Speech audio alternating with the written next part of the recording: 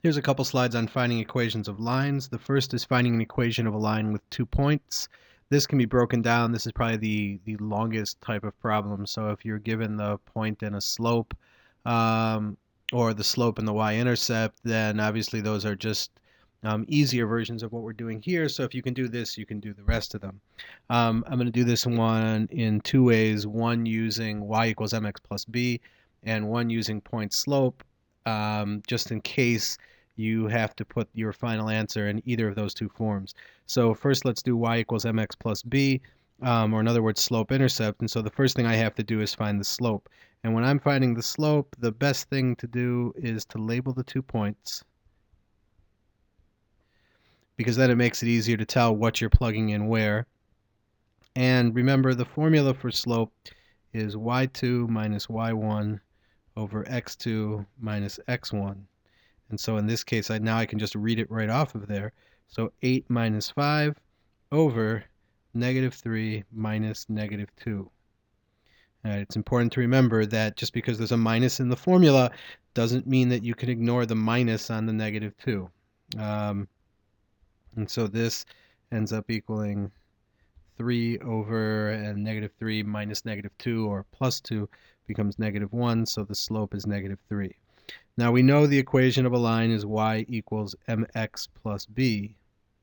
And m and b are constants, but y and x are just series of points that are on the line.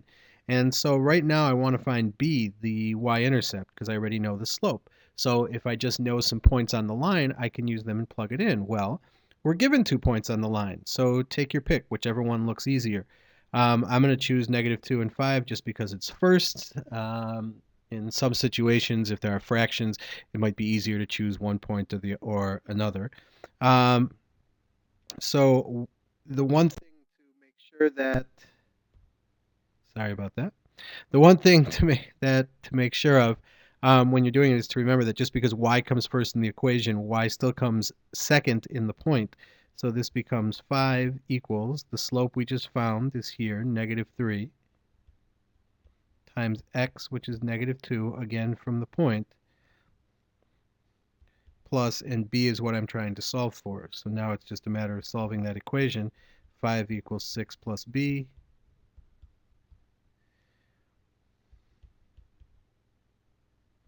b equals negative 1. So our final equation, y equals negative 3x minus 1. Okay?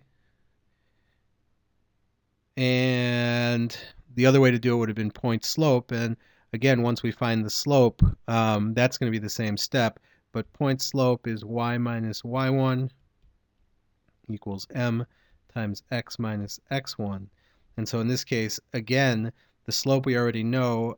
X1 and y1 are just labels for points, so you could still use any point here, but if you want to be consistent, then we'll use the first point. So we get y minus 5 equals negative 3 times x minus negative 2, so plus 2.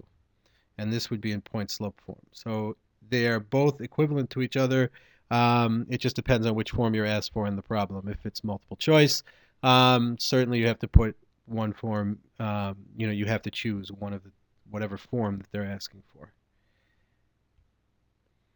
The second type of problem is just a reminder, find the equation of the vertical line through the point negative 6, 2. It's just important to remember which one is which. Remember that all vertical lines, because on a vertical line the x coordinate is not changing, all vertical lines have the equation x equals something, and if it's a horizontal line, they all have the equation y equals something, where the something is just one number and that's it. So there's no x and y in the same equation. Since this is a vertical line and we're looking for x equals something, and I know it goes through this point, well, since the vertical line, the x value isn't changing, I just take the x value from the point. And so there's the x value, so the equation of the line would be x equals negative 6. And that's it. If we wanted the horizontal line through this point, it would just be y equals 2 because that's the y point, and that's all you have to do. It's just important to remember that vertical line gets x equals and horizontal line gets y equals.